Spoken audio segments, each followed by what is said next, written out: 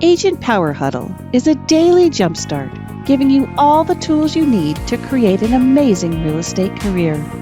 Led by top experts in the field, you'll learn how to sell more houses in less time while creating the life you want. Welcome to the Agent Power Huddle. Gotcha. Okay, guys, how's everybody doing today? I am supposed to be going over something called fluid today. I'm gonna have to put it off till next time because my internet is out in my entire neighborhood and they have no idea when it's gonna be back up, and I cannot get any of my slides to work on my computer. Can't make anything work. So we're gonna talk about how to get business in a different way today. And I'm running this from an actual cell phone. So I apologize if the sound isn't as good as it normally is. So we will wait just a few more seconds and see if anybody else wants to join us. I have a new puppy. Her name is, I don't know yet. So if you have any great names for dogs, feel free to drop it into the chat. I mean, I know that's all about real estate learning and everything, but we have our priorities in life. Okay, so when I talk to agents that are just getting into the business, or even some agents that are struggling, if they call me, we just talk about, what are you going to do? So every day we wake up and we don't have any business, right? I mean, that's the nature of real estate. So we wake up every single day and we don't have business. So what are you going to do? Well, you have to have a plan. Last week, we talked about the core greatness tracker. That was when you get up and on Mondays, maybe, I don't think I even went into this depth, but on Monday, maybe you call everybody in your network, your top 50 people in your network. On Tuesday, maybe you call your top 50 clients. On Wednesday, and of course, you don't call them every Tuesday. You go down your list, right? Maybe you call 10 of them this Tuesday or 50 of them this Tuesday, and then 10 or 15 of them next Tuesday. And then maybe you call local businesses, or maybe you call your lenders on another day. So you get into a habit and you have it's almost like a schedule every single day of the week that you are doing something specifically. We talked about how I get up in the mornings and I go through social media to see if there's any life events that anybody's doing. And that way it makes an easy conversation for me to reach out and say, hey, Lori, I see that your son just graduated from college. Or, hey, Julie, our daughters are graduating this Thursday. How exciting. We're done. What are you going to do with the rest of your life? And I always seem to stay in people's now because I am just constantly communicating. So we went over that last week a little bit with talking about the tracking sheet. And I just wanted to go a little bit more into that tracking sheet and the things that I do with that tracking sheet. Just want to see if there's anything in the chat because I can't see it on my phone. There is not. Does anybody have anything that is working in their business? I know that a lot of us do video chats every single day. That is a huge, huge, huge part of your business. And if you did it every single day, Krista Bashore brought that into my life about 5 years ago. And when I do video chats or just a video message to somebody every single day, my engagement in my business goes up tenfold. So I just want to know, does anybody else do video chats, or do you do your daily calls? Do you have a regimented daily call? Anybody? Can't see you, literally, because I'm on my phone. You're going to have to take yourself off of mute and just jump in. No? Okay. The other thing that you can do is when you get a listing, and I will go over this, I swear, next week or the week after, the Fluid, which is the title company app that works much like HomeSnap.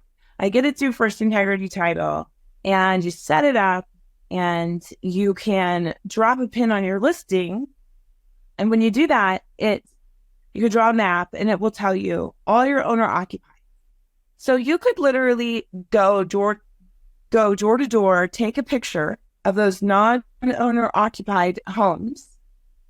And then you could even do a video chat to, if you had the phone number, which you probably do, if you can, because usually that Fluid app will give you the phone number. It will tell you if it's on the DNC list, do not call list. And it also gives you emails if it is found. So you could go to your new listing and you can go to all the non-owner occupied. So if they're living out of state, you could say, hey, Mr. Seller, I don't know when the last time you were at your house, but I just wanted to send you a picture and tell you that we have a listing coming on the market down the street for, I don't know, $500,000. And just wanted to send you a really quick update on your value. Would you be interested? And you could text that over. You could send it to your CRM, or you could even take it and create a list. And this is kind of advanced. I can't actually teach this today, but you could take a list and put it into the back of your Facebook and do a targeted ad. So there's a company called Street Text that a lot of us use, that you can literally draw your map around the neighborhood. You can take all the addresses, all the phone numbers, all the emails, and you could drop them into Street Text for a geo farm, meaning, hey, just listed, under contract, just sold. Or you could specifically target non-owner occupied. Or what's even better in that app, which I will show you, I just can't do it today, is it has the people that are most likely to sell. So at some point in their life, or recently, they've been doing searches on Google or some other search engine, and it is prompting the algorithm to tell us that they're most likely to sell. That's usually when you're searching for like move up stuff. Like if you're searching realtor.com or Zillow, or if you're searching for houses for sale near you, or if you're searching for baby carriages, or you're searching for different things, it indicates to the algorithm that these people are most likely to sell. So you could do that. I don't know about you guys, but another thing that we have in our MLS that you could be implementing is, if you don't have Fluid set up, and I will get that for you guys, I swear. But if you don't have that set up, what you could do is, in your MLS, I'm sure you have this. Almost every MLS I've ever seen does. You can drop a pin in your back end into the public record search. And what I've noticed on mine recently is, if you click on any public record and you scroll down to the very bottom, there is a sell factor now. Go and check your MLS, because it goes from less likely to all the way up to like 95% thinking of moving. This is a really cool thing, especially if you're on a low budget and you're farming your neighborhood and you really want to get into the nuts and bolts of your actual neighborhood. What you can do is just drop your pin where you live, go into your public record search, and start hitting each house and scrolling down. I would love to show you on my screen, Molly, and I promise you I will, but my internet is completely down, and in my whole neighborhood, and I had all of this planned for today. So you know what? If you message me, my email is Jenn, Jenn, at teamcells.com. Later this afternoon, I will put together how I do that, and I will email it to you. I'll email it to everybody. I can even send it to Autumn, and maybe she can add it to the chat for the replay.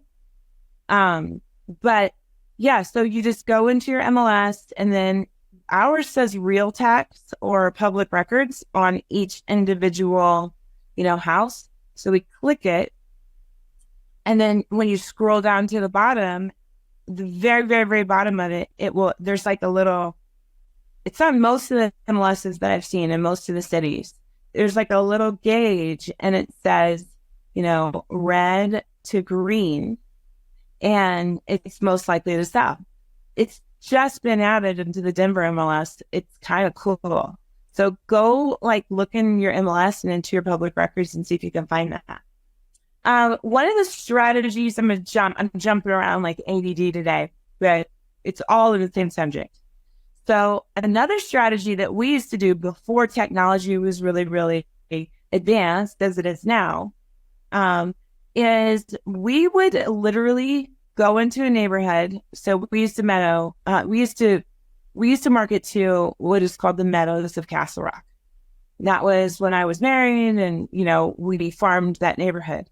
And what we would literally do is pick, in every neighborhood, there's a section of like Lennar Homes or Richmond Homes or, a specific builder. And within that, there are usually the same model. Okay. So what we would do is we would pick the little subsections of each neighborhood, and then we would pick like the James model or the ranch model, or, the James is a Richmond. It's one that always comes to my head because I've shown it 5,000 times. But anyways, we would take the Richmond James and we would do a CMA on it.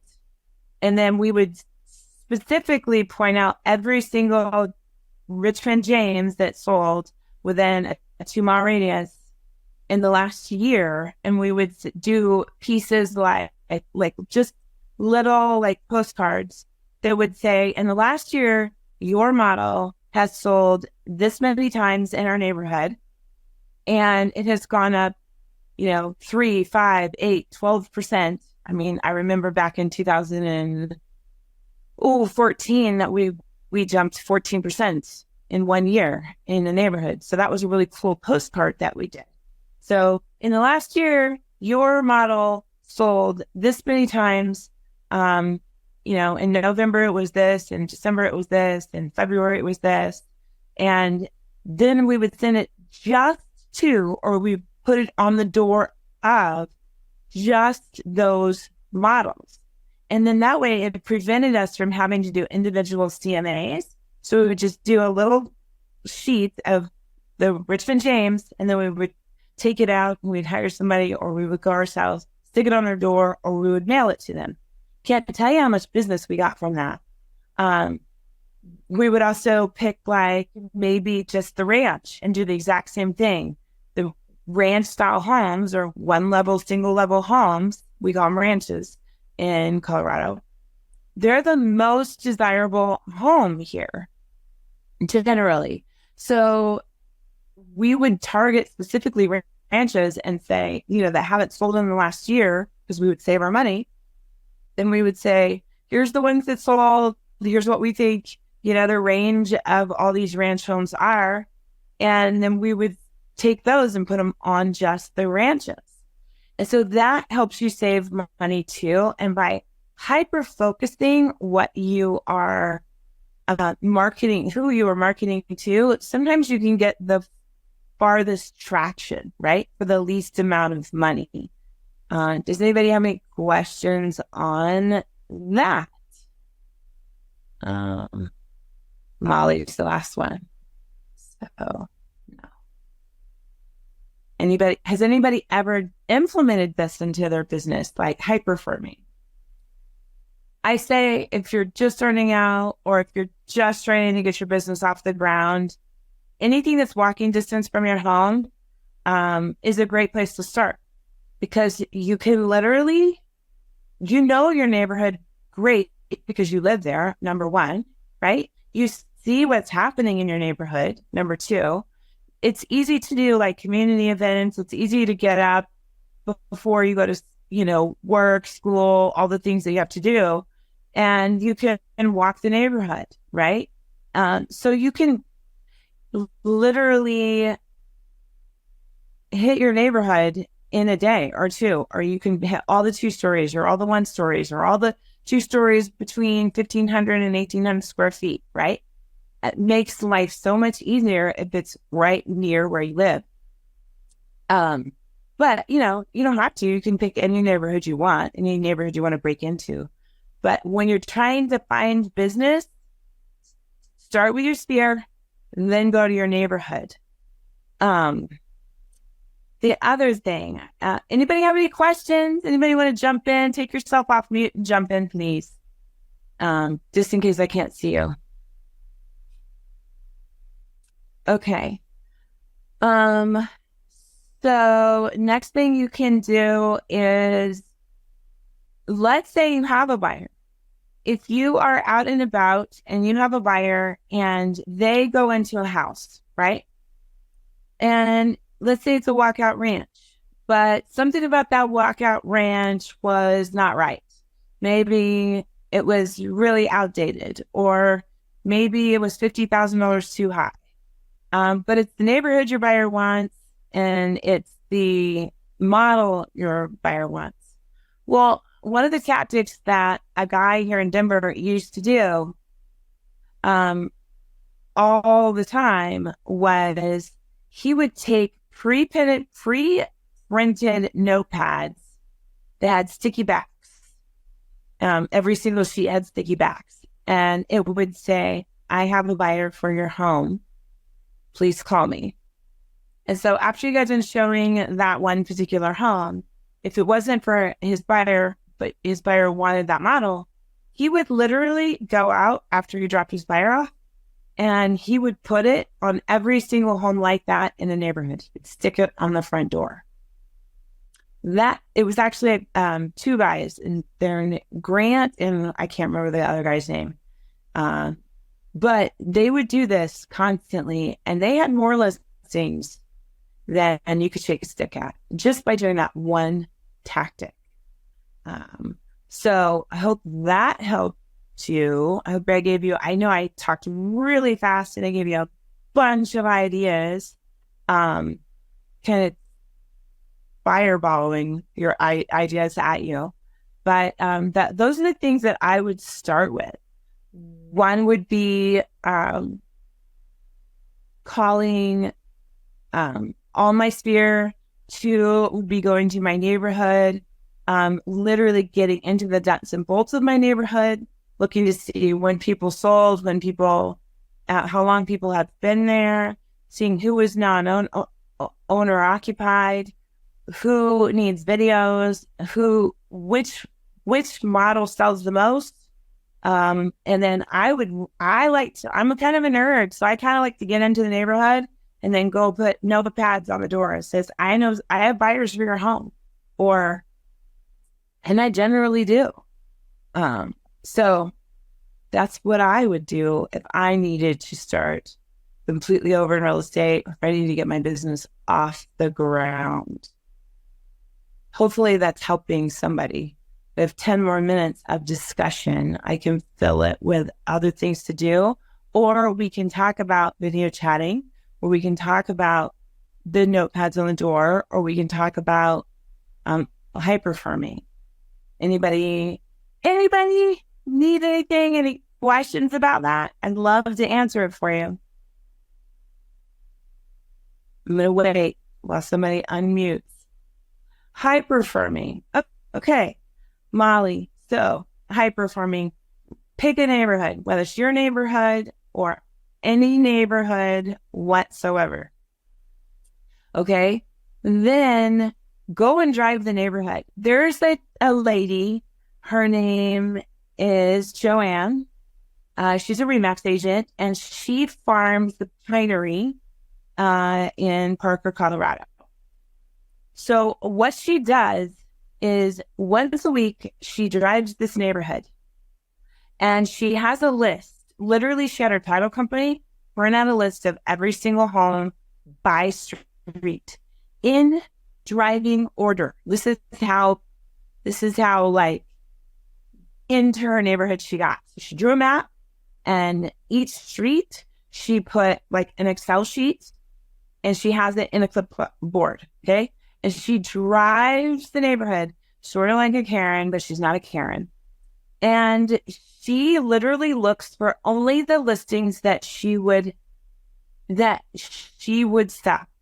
So if there's a listing, right, that has the lawn is starting to not grow, or the trees are out of maintenance, or the exterior is going away, she would literally mark it off of her list. But then she would put a little note on it to go check to see if there was an issue, like if they were behind on their payments or, anything.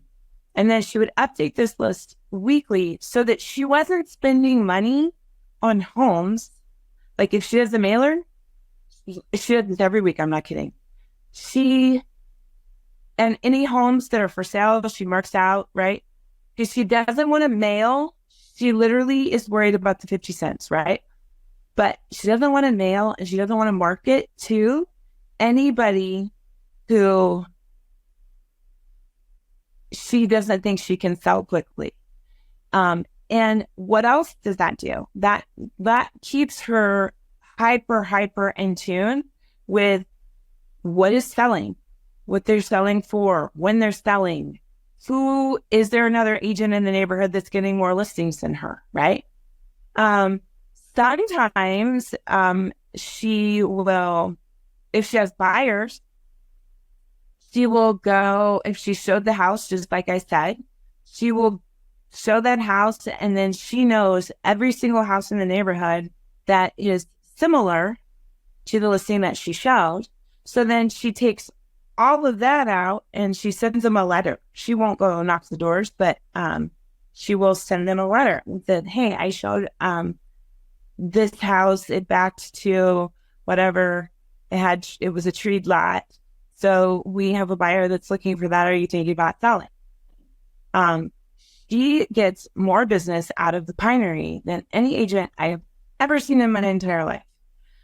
She does newsletters, digitally, physically, and she does, sorry, my phone's going crazy.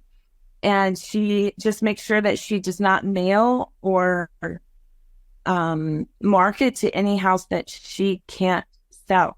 So, as I was saying, if I was going to work a neighborhood, I would literally go through, pick 100, 200, 300, 400, 500 homes, whatever you can manage, because everybody's tolerance is different.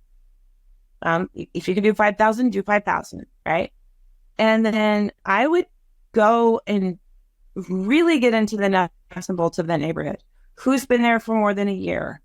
Who's been there for less than a year? Who's been there for 5 years, 10 years, 20 years?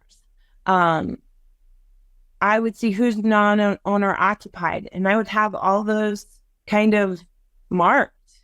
You can even draw a map. Draw a map and you can have it on your wall, because when the things are in front of you, they're top of mind, right? Drive your neighborhood, every house, mail, do a social media post once a week, and make sure that you're using the right hashtags and the right, stuff in your social media that says, the Pinery of Castle Rock, Treat Homes in Colorado, whatever. And in the Pinery, we sold 10 homes last month, the average prices. And the more you are in touch with your neighborhood and the more information you can give people in your neighborhood quickly and generically, the more of an expert you become. And you can take over that neighborhood pretty quickly. When my ex and I first started out in the business in 1999, 2000, we took a course. I want to say it was Brian Bussini. I can't remember. I think it was Buffini. He has a thing called the 8-week marketing, the 8-week mailer. Now, this is expensive.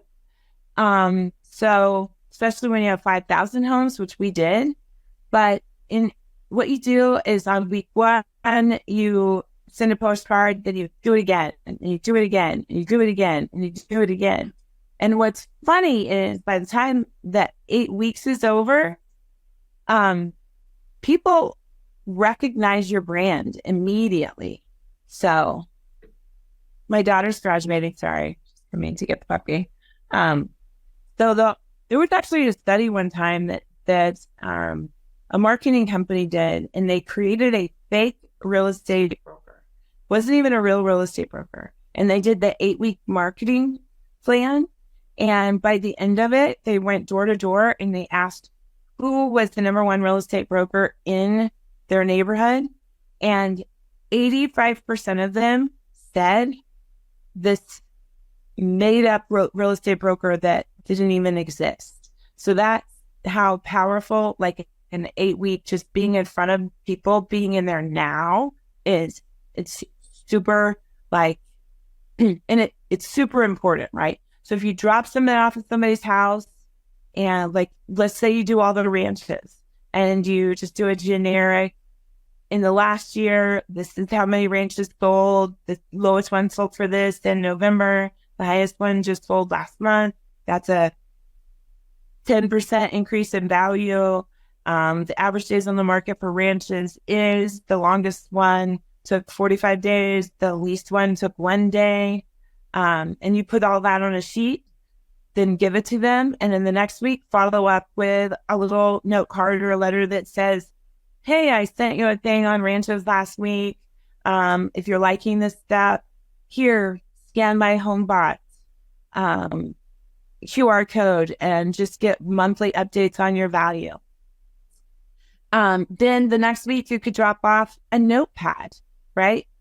At their front door. You could do that for your whole neighborhood. Just get up in the morning, street by street, drop off, 50 a day. Do that once a quarter. That's the most effective marketing I've ever spent in 20 some odd years is notepads. I used to get aggravated. I'd go to the grocery store and we would find our notepad sheets on the floor. So, I spit out like a million things super fast today. So I apologize for talking so fast, but I wanted to at least leave you with hopefully a new idea that you could implement into your business. And maybe you could, not spend as much, but go out and find new sellers. What do you think, Molly? Did that help you at all? Did I answer anything? Thank you. Okay. Thank you. Cool. And you can literally message me and ask me questions. You can email me and I will send you, different ideas if you have a specific question at the end. So hopefully next week I can do the fluid, the First Integrity replacement. Well, it's not perfect, but it's the best option that I've ever found for home snap. And I really wanted to show that to you guys today. But I'm going to have to do it next week as long as my daughter's graduating at 9:00 in the morning. So, yes, and Xfinity isn't down again. So I look forward to talking to you guys next week. Feel free to reach out to me. My name is Jennifer Spells. I am in Denver, Colorado, and you can reach me through Messenger. You can friend request me. My email is Jenn with 2 N's at teamcells.com. And reach out and I'll help you any way I can. Hope you guys have a great day. If you'd like more information or to get connected to the Agent Power Huddle, join our free Facebook group. This call was designed for the agents in our EXP organization, but open to any agent from any brokerage. If you're a guest and you're interested in learning more about EXP or our specific resources within the Agent Collective, reach out to the person who invited you to this call to get more info. Produced by the Agent Collective Media Network.